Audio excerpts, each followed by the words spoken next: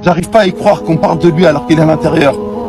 Son dernier cadeau, Wallah, et si Allah lui donnerait un soupçon de vie, il reviendrait et il nous dirait, les frères, c'est du mytho la vie. Les frères, il n'y a rien dans la vie, c'est que du mensonge. J'ai 40 ans, le même âge que Kamel, j'ai pas vu mes 40 ans passer. Et il me reste 40 ans. Allez, 20 ans, j'aurai 60 ans. 60 ans, tu bouges plus comme avant. T'as plus la niaque, t'as plus rien. Je vais passer les mêmes 40 années de la même manière aussi rapide. Ça y est, c'est fini. Wallah, qu'est-ce qu'il reviendrait à la vie, nous dirait, les frères, vous êtes venus à ma janaza? Réfléchissez un instant, je savais pas que j'allais mourir. Eh les frères, ne déconnez pas, on joue pas pour 10, 15 ans, c'est pas une peine de prison de 5, 10, 15 ans. Là, on parle de l'éternité. Allah Akbar. Aujourd'hui, vous savez c'est quoi? Ce que j'aimerais par-dessus tout, ce qui a à mes yeux le plus de valeur, ce que j'aimerais vraiment, c'est juste d'être posé avec eux, de discuter. D'être posé avec ma mère ou mon père, de boire un verre de thé, de discuter avec eux.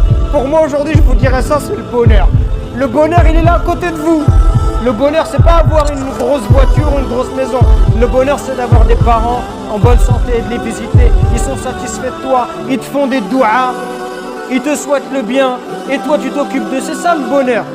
Profitez avant qu'il soit trop tard. Si tu veux gagner l'amour d'Allah, ce qu'Allah il aime, tu vas le préférer à ce que tu aimes. Et ça se réalise de deux façons. Soit tu accomplis ce qu'Allah il aime, même si toi tu n'aimes pas cela. Par exemple, moi j'aime bien dormir le matin. Et Allah il m'a demandé de me lever au subh. Je veux me lever parce que Allah il aime que je me lève.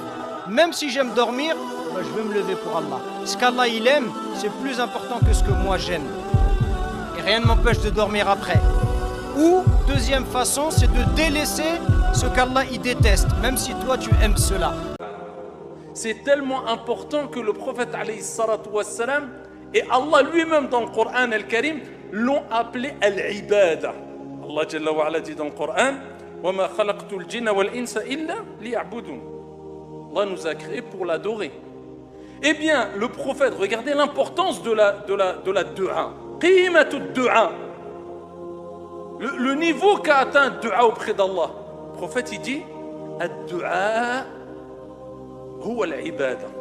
Il dit l'invocation, c'est ça l'ibada, c'est ça l'adoration.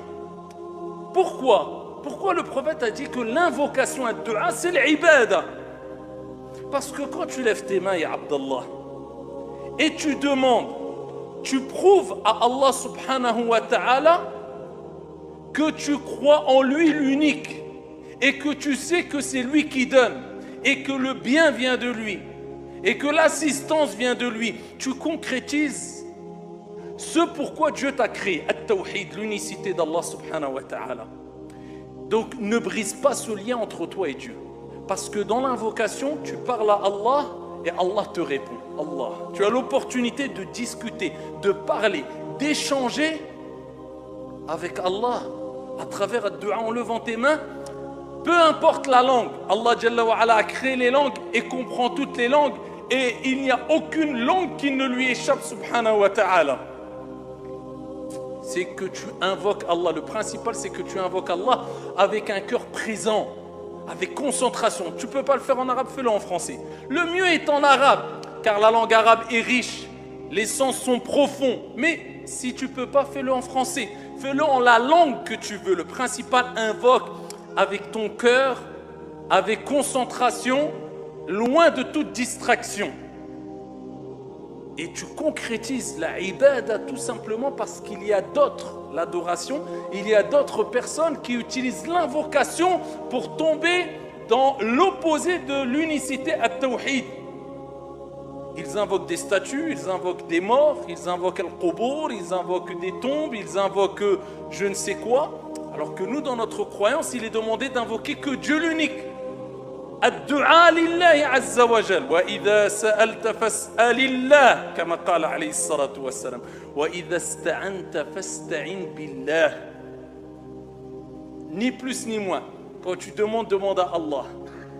Et quand tu cherches secours, assistance, cherche secours et assistance qu'auprès d'Allah Azza wa Jal. Je répète, ça ne veut pas dire qu'on ne peut pas demander à une personne de nous aider ou de nous...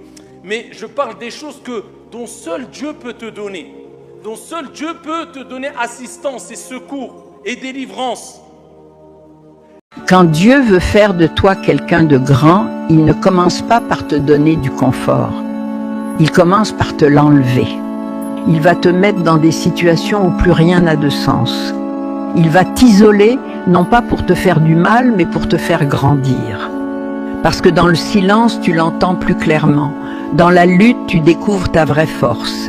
Et dans l'incertitude, ta foi se construit.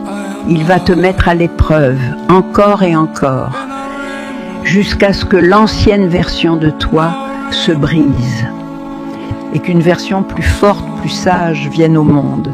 Avant de te donner la vie dont tu rêves, il construit d'abord la personne capable de la vivre. Si tu traverses une saison difficile, ne le vois pas comme une punition, vois-le comme une préparation. Le prophète lui-même, alayhi salatu wassalam, c'est lui qui nous a dit dans le hadith authentique, si l'heure vient et que l'un d'entre vous a un plan dans les mains, qu'il le plante, afin de nous rappeler qu'il faut toujours voir loin et toujours rester optimiste et ne jamais dire ça ne sert à rien, c'est chose perdue. Va de l'avant et dis-toi toujours qu'il y a toujours possibilité de faire quelque chose, de construire, de voir grand et vois loin et vois grand. Ya Abdallah, ya Amatallah, ô toi serviteur de Dieu, ô toi servante de Dieu. Et ne dis jamais ça ne sert à rien, je ne pourrai jamais réussir, car jamais ne doit jamais être dit. Car Allah, notre Seigneur, dit Inna Allah ala kulli shay'in qadir. Allah, notre Seigneur, est capable de toutes choses et il veut simplement t'éprouver, que tu te souviennes de lui, que tu pleures par amour pour lui, subhanahu wa ta'ala. Et lorsque tu entends Allahu Akbar, rappelle-toi que Dieu est plus grand que tous tes soucis, que Dieu t'aime. Assalamu alaikum.